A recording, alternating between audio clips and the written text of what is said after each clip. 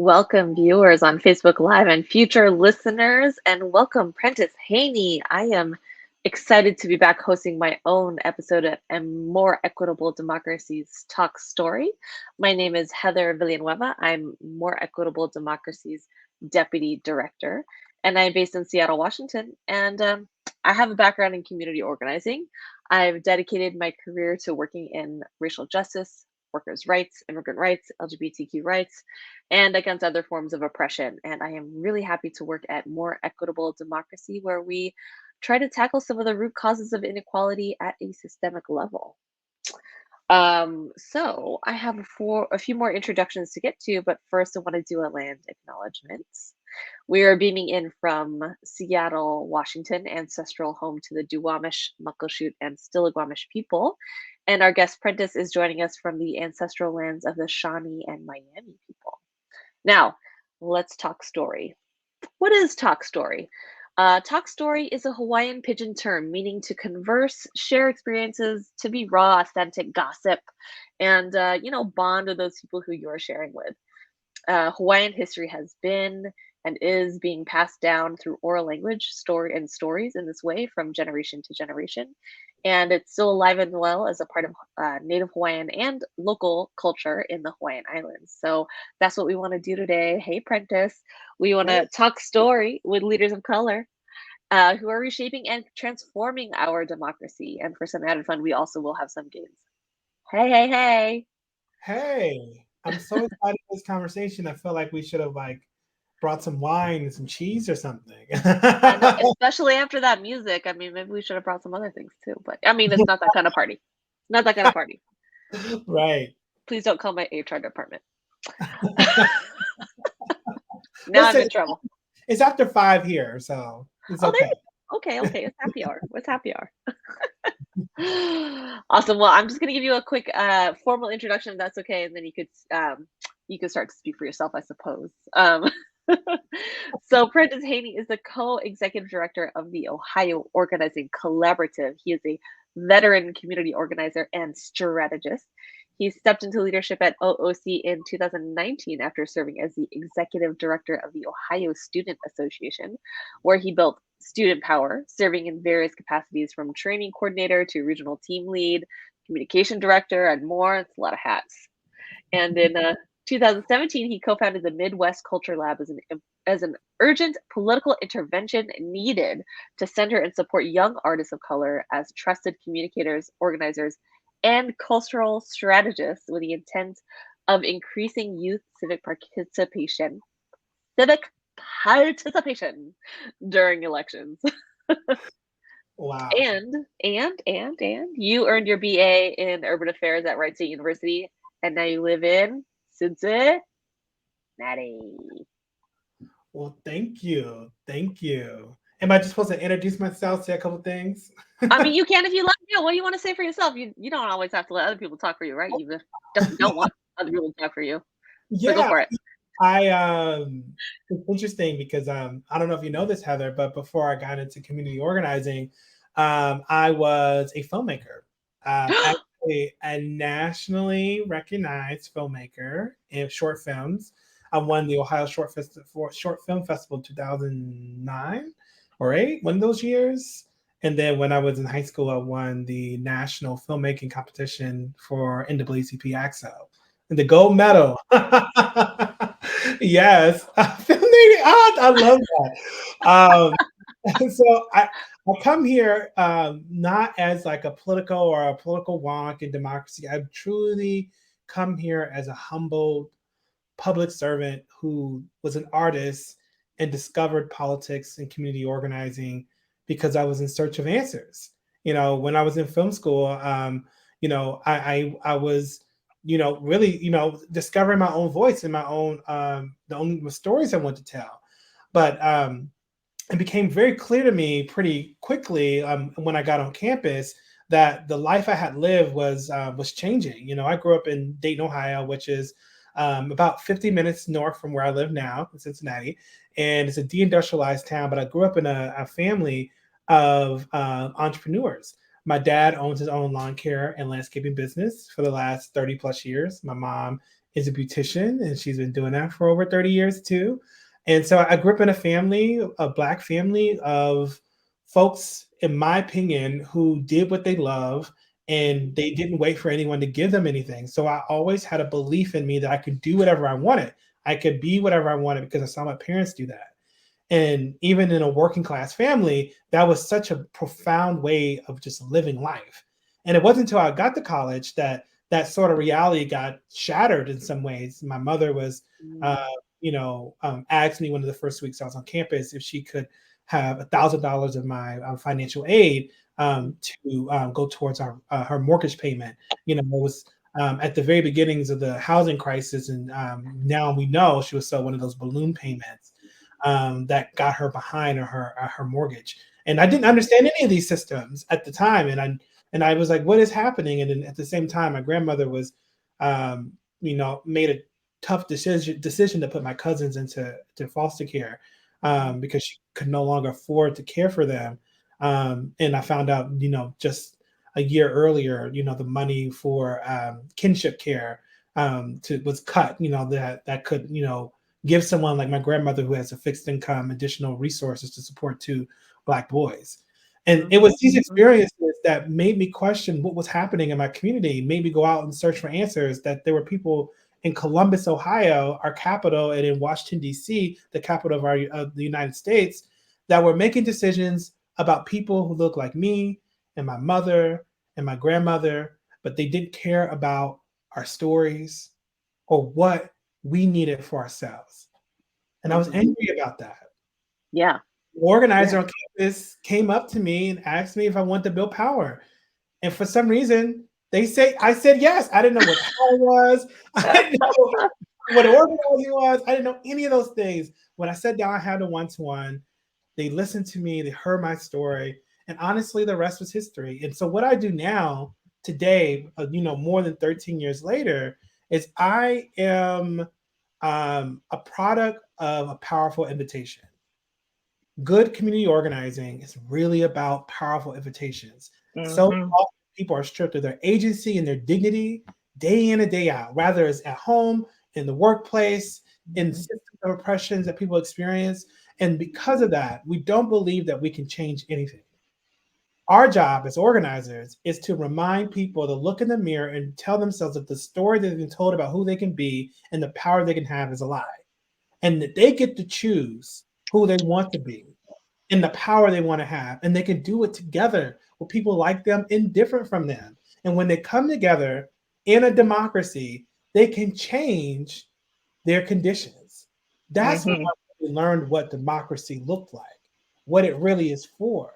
It's for agency-filled people who are full of dignity, deciding that the world as is not as it should be, and decide that they can change it. And that's Yes. what I do. That's what I do every day is create those conditions for our members inside the OOC who are formerly incarcerated persons, who are students and young people entering to the electorate for the first time, for women of color who are workers in the childcare industry, in an industry that is oftentimes undervalued or devalued, and also just not going to support the work that they do as an invisible industry, but make sure that we work.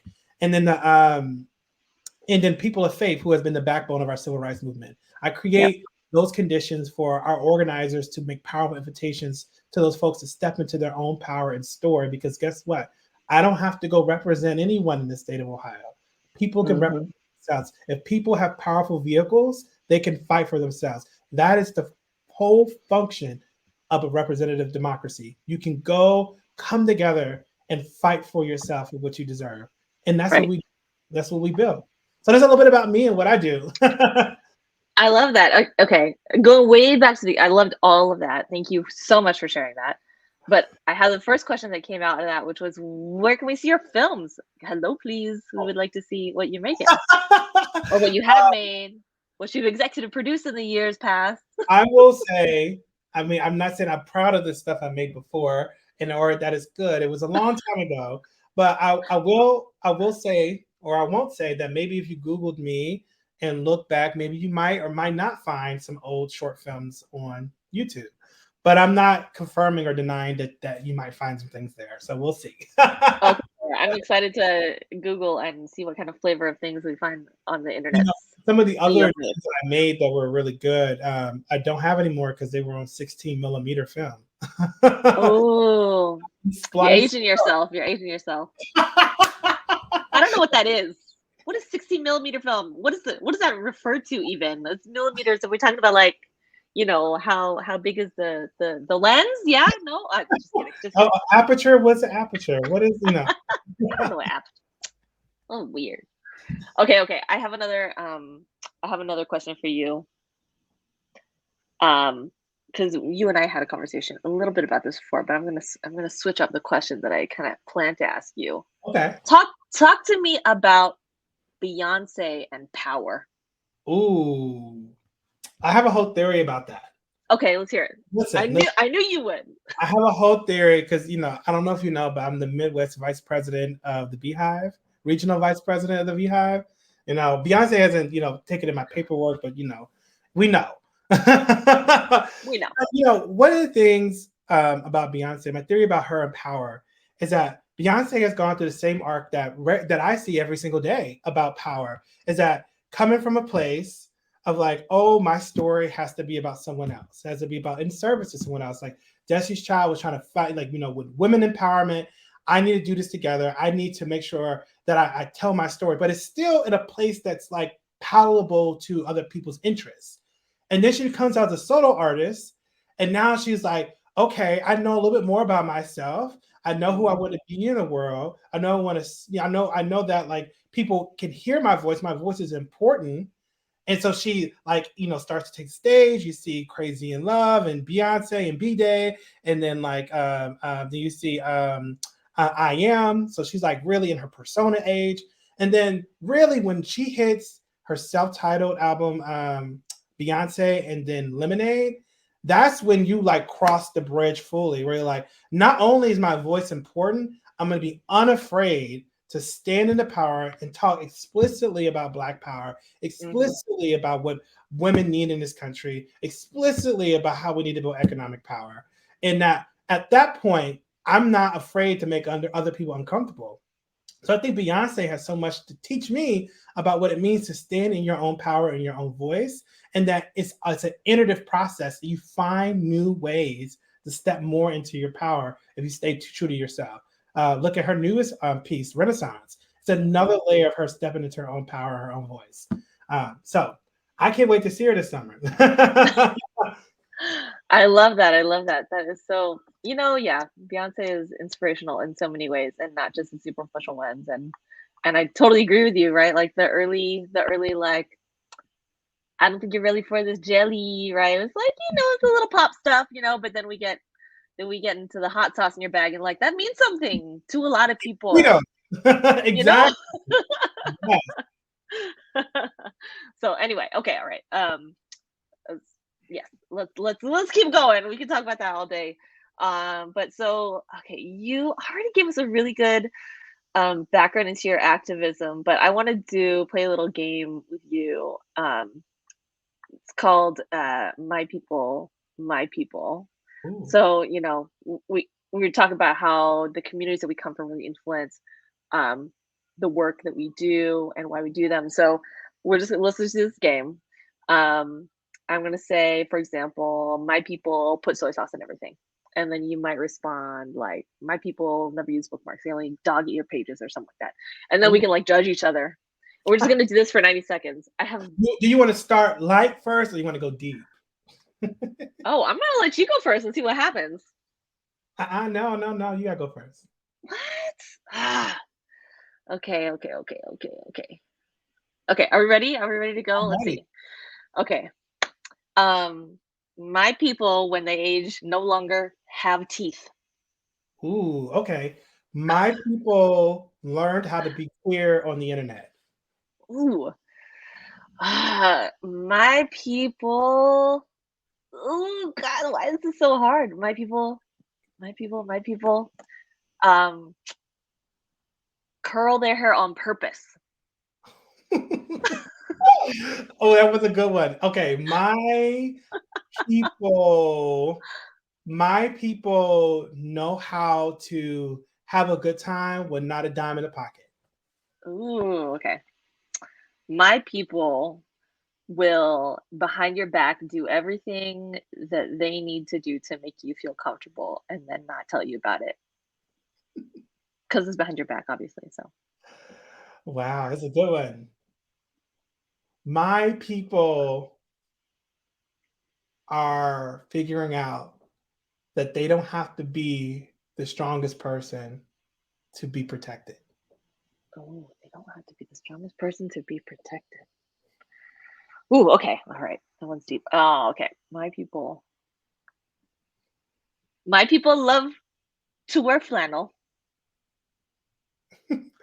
My people love Michael Jackson. My people love Leah Salonga. Ah, my people are from the OHIO. Hey! I love it. I love it. I love that. Okay, that was really fun and harder than I was expecting, but that's what happens when you do things live, right? So, thank you so much for participating with that. All right, so to put a finer point on it, I know you kind of talked about this early, but can you really let's give us a little bit more of an idea about the communities that shape your work? Who are your people? Not in riddles this time. Yeah. So, my people are really working class Ohioans who are people of color, and more specifically, the people in those communities who feel like they don't have a voice. Mm, My theory about everything that I do is that like people are not powerless, but people are made to be powerless because they're stripped of their voice and their agency. mhm, And that how we reconcile that, how we deal with that is that we work to restore it, but then we have to put people into political vehicles to move it into action. And so when we think about in the OOC about like who are those folks in Ohio that are at the intersections of like oftentimes stripped of their dignity and agency, and also intentionally made powerless because if they raised their voices, they could control everything. Um, and so for us, those folks are young people in the state of Ohio. Young people, there's 1.8 million 18 and 29-year-olds, 440,000 of them are on the over 24 colleges and universities, public college universities in state. And those young people are just like literally figuring out who they are and entering into the electorate for the first time. They're learning what it means to be a civic person, so they're like, and they're also coming into a really weird world. And so like those folks are wanting the world to be different, but also like are oftentimes asked to engage in an archaic democratic system that was basically built for when you had a horse and caddy that had to, ride down the street for 2 days. For the reason why our election day is on Tuesdays, because you had to get from church to get to the voting booth, and it might have been a 2-day travel.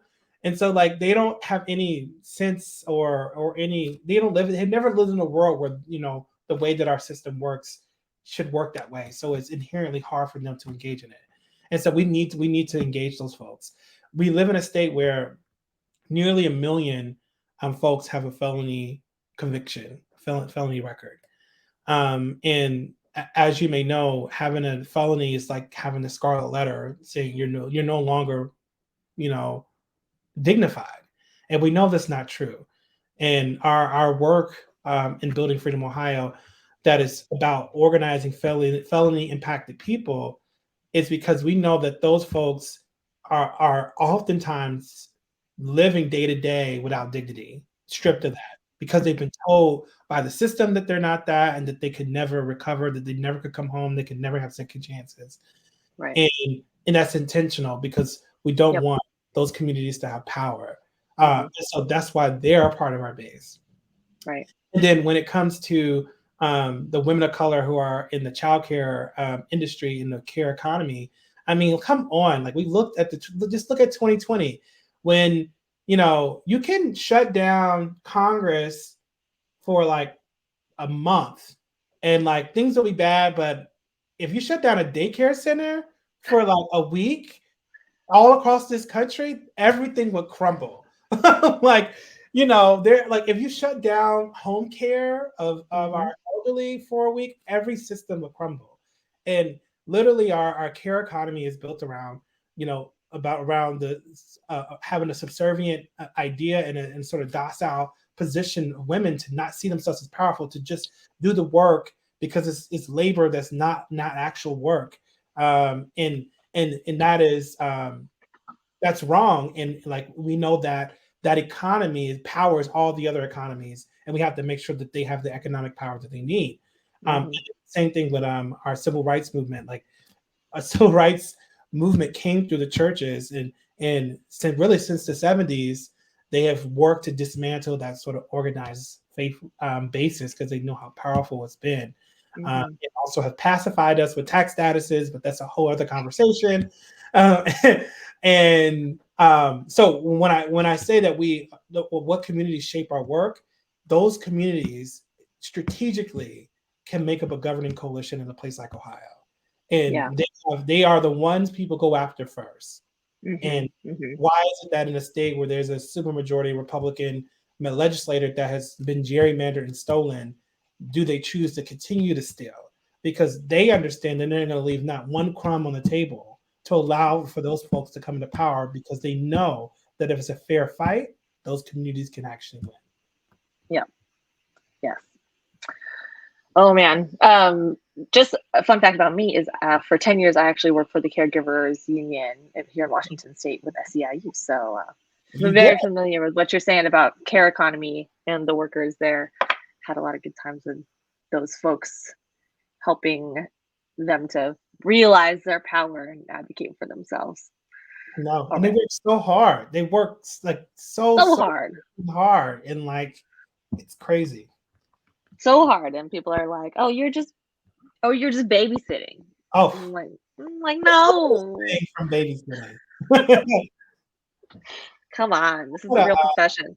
I had an ed board meeting. Just a quick aside. I had an ed board meeting where we had our providers telling their stories. The first time the ed board had ever heard from a child care provider about Mm, why they need certain things in the state budget. And one of the ed board meeting members was like, because we were saying that child care providers should be paid at least $20 an hour, and hmm. then the ed board member was like, $20 an hour. Well, you know that like law students come out of school, they make $23 an hour. So how can you justify 23 for a law student and 20 for a child care provider? Like, make it make sense.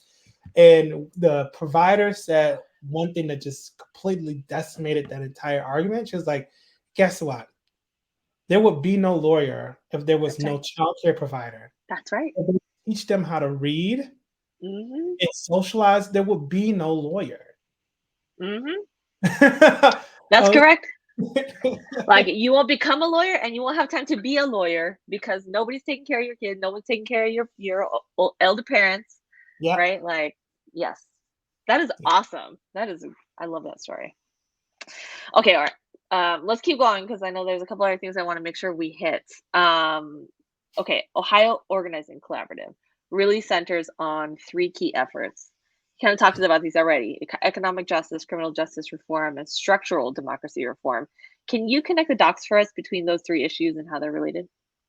Yeah. So, economic justice, when we say economic justice, we mean everything from like everything that's needed in the childcare industry in terms of like equitable pay, quality systems, having eligibility. Double agility. Eligibility. I can't say the word. It's happy hours because it's happy hour. Just Eligibility for parents to be able to qualify and afford childcare. So it's on that in that lane, but also all the safety net programs that allow our system to function. I mean, honestly, not too long ago, there was an entire different imagination around entitlement programs in the United States. You know, entitlement programs such as SNAP and TANF and other programs like they actually stabilized and created economic opportunity for women.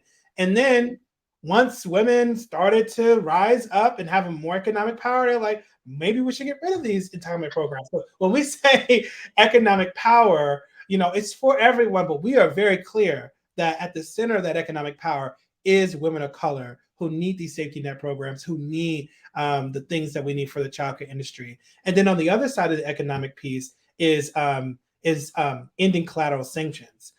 So the collateral, if you don't know what collateral sanctions are, these are the sort of laws and rules and regulations that govern folks who have a felony conviction that stop them from getting housing or receiving food stamps or getting jobs and employment. And so those sort of collateral sanctions also limit the economic opportunity of folks who come home or folks who have a felony. And so we know that that is another way that we strip people of their agency and their ability to be fully realized citizens back in the state of Ohio.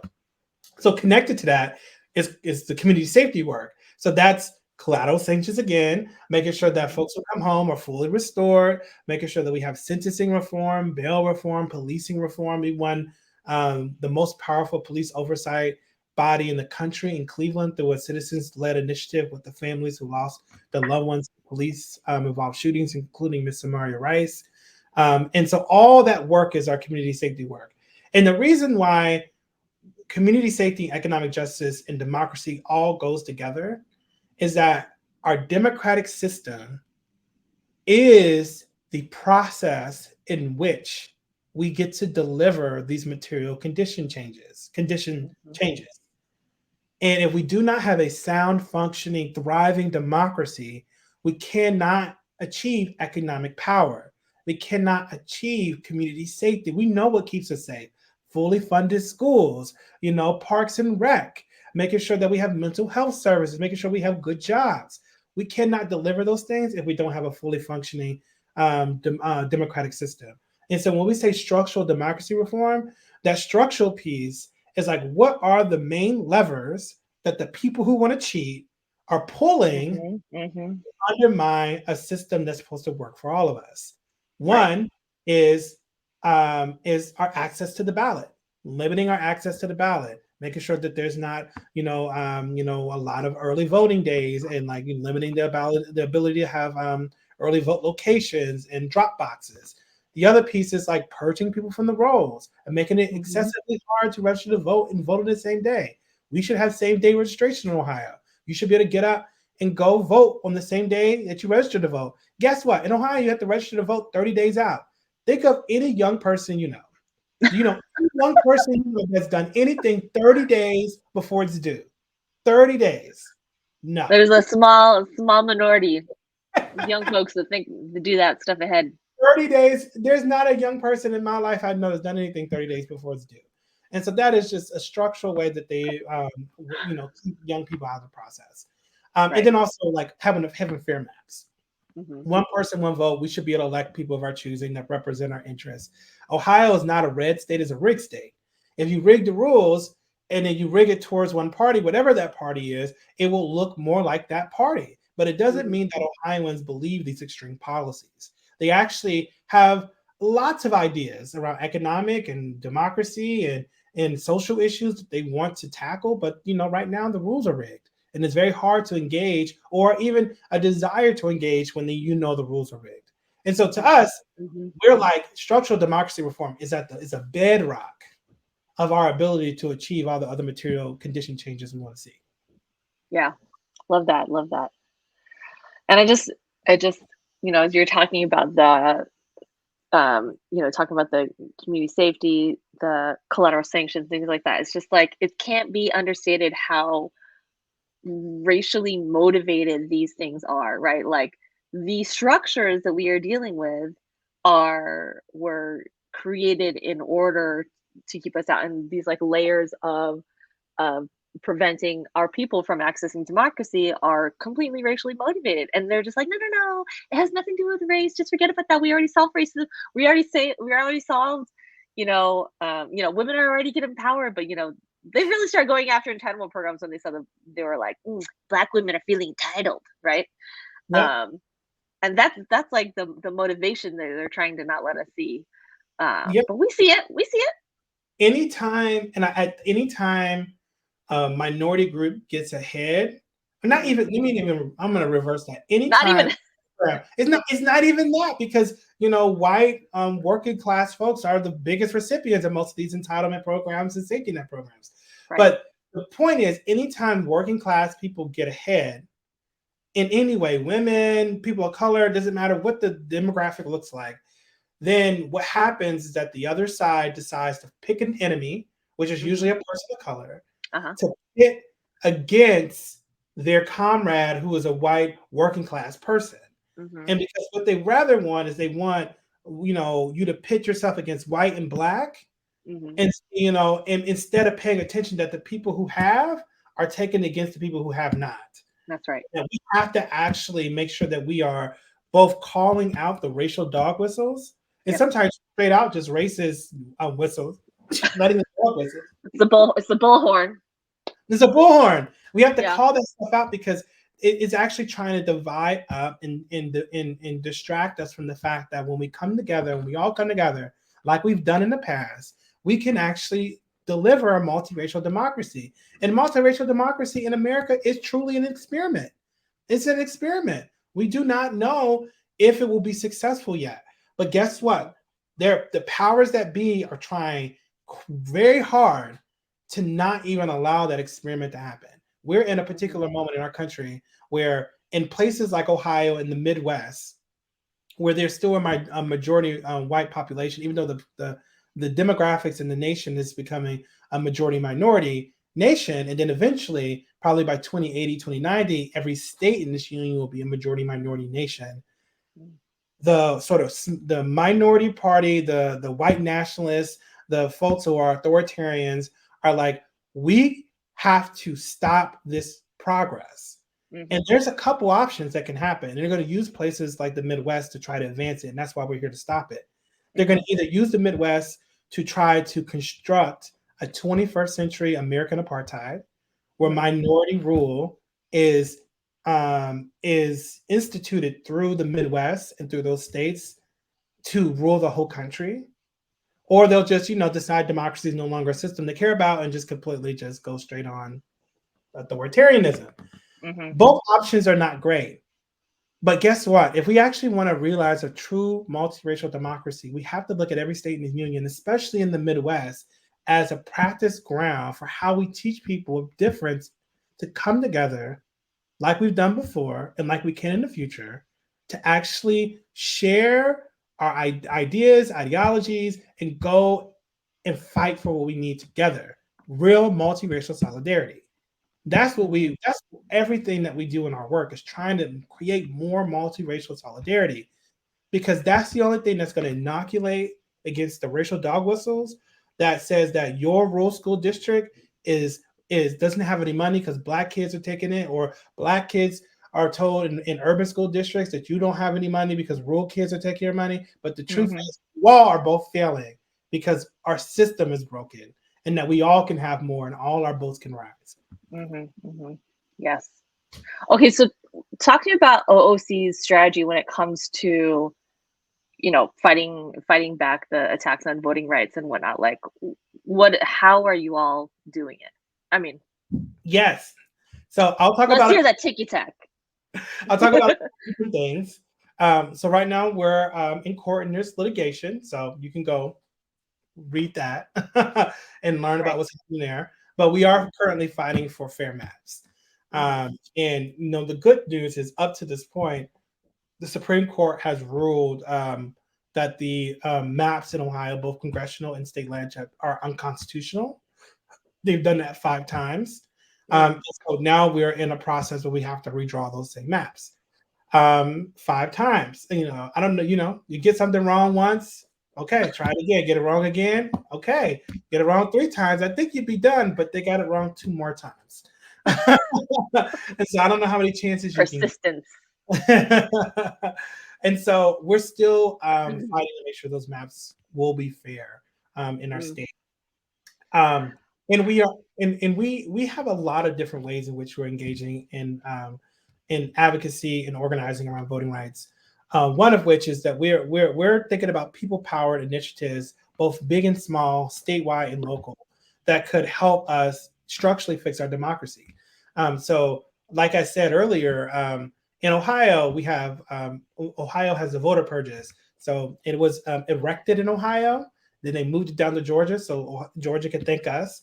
But since the voter purges started, 1 million Ohioans have been purged, taken off the voter rolls, which means that an organization like us, who's registered over 500,000 voters, we haven't even reached over 50% of the people who are being removed every time we add new people to the rolls.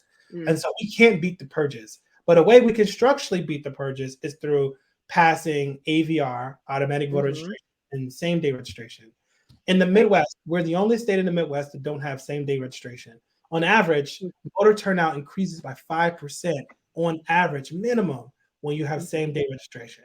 And so we are working right now to build out the coalition to actually get that on the ballot in 24, because we know that'll be a game changer to Yes. create a fair fight in Ohio. So that's just one of the things. There's plenty of other things, but I know you got other questions. Well, I mean, you can tell us what this is all about democracy, so you can give us another couple if you want to. Well, I wanna Okay, hear it. a couple more. I'll give you a couple more. So we have the redistricting process. Mhm. We have a political commission that, because of the lawlessness of certain politicians, they did not do their job 5 times. And so we are going back to the drawing board to imagine what could happen if we actually put together another ballot question that could create more enforcement. And so we're exploring a lot of ideas around this. One of which is, like in California, Michigan, independent redistricting commission.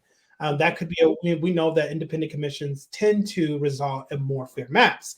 And so we are looking at that as a potential solution for Ohio. And then we're also thinking about some out of the box solutions, one of which I've been championing.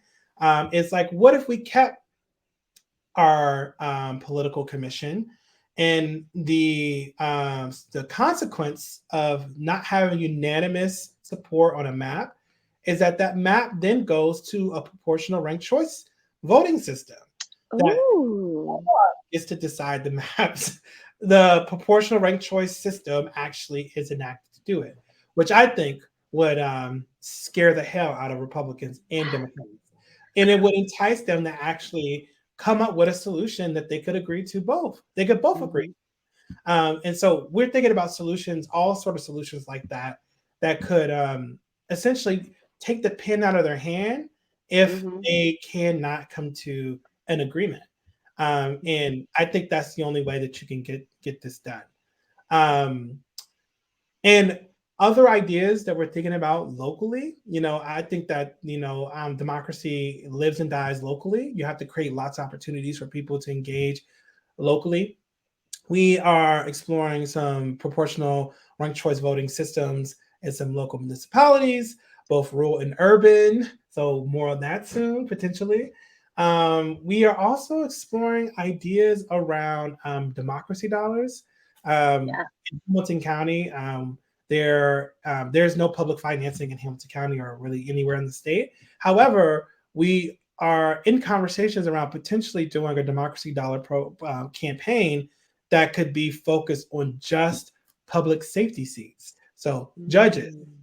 sheriffs, and prosecutors, Yeah. as a way to get to elections. Those elections are low information elections. Mhm. Getting people who are directly impacted by those systems. I mean, the reality is in Ohio.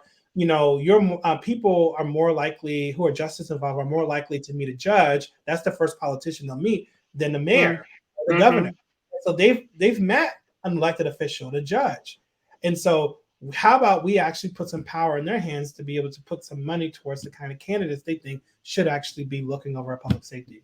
So those are some of the ideas that we're exploring with our coalition, our faith leaders, and our other coalition partners to think about what could we do both small and large around democracy.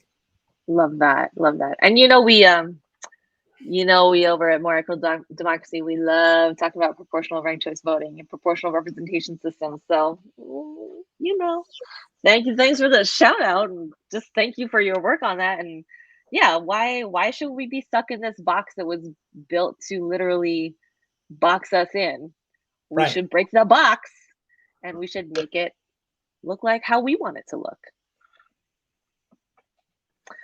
So I'm with you. And yeah, fan of Democracy Dollars. We have them in Washington State, here in Seattle. So one of my close friends is a champion city council member here. Oh, great. Teresa Mosqueda, if you're watching. She's she's not, but that's cool. I'll send her the link later. Anyway, cool. Well, that is very exciting. Love that you all are thinking big and just thinking about the pressure points, right? How can we also just think big as a way to get folks to just get off their line, right? Even if we don't get our big thing right now, at least we can move people off of that status quo at least a little bit, right? So love that. Okay, well, yeah, let's go ahead and keep moving on. We really can't have a conversation about OOC and Ohio without mentioning the vinyl chloride chemical spill in East Palestine. So before we go on to another democracy question, I would love to just provide you space to talk about what's going on over there and how that's going to impact your work, you think? Yeah, I mean it's a devastating crisis in our state, and it's truly the clearest example of when we allow our democracy to be undermined, Mm, when we allow for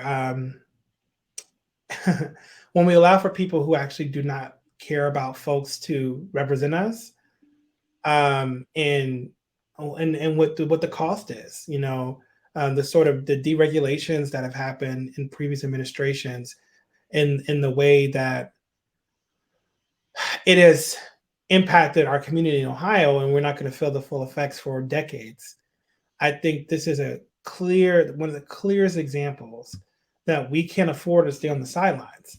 We mm, can't afford to allow for folks who actually don't believe in the people to be to represent us in the highest seat of the land. And we have to show up and we have to fight back, and we got to create systems where people like me and you and other folks can be represented.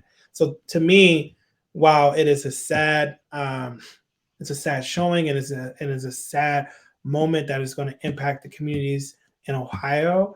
It is also a reminder that there's consequences when we don't have strong democratic systems that actually try to protect people and have elected representatives of our choosing who will mhm. be responsive to these issues and to actually move the needle. And so that's where I'm staying clear eyed on. Yeah, yeah. It's so funny because, well, not funny, but people think about democracy or foreign democracy issues, and they're like, doesn't they don't see how it has an impact on their daily lives. Not, and it's not their fault, right? But sometimes us as organizers, we go straight to the policy and we forget to talk about how it's impacting folks. And this is just such a clear example of how you know it is life or death sometimes. Yeah, it really is in more ways than one. Yeah. All right. That is heavy. So, but needs to be said. I'll ask you one more democracy question. I think we're going to move on and to start wrapping up. And I know you kind of talked about this earlier, but it just sounded so nice. I was hoping you could say it twice. OOC really makes a point about talking about structural democracy reform instead of just democracy reform. So, to you, what is the difference? That's a good question. So when we say structural democracy reform, we are thinking about the ways in which a democratic system is responsive to the communities most likely to be left out. Mhm.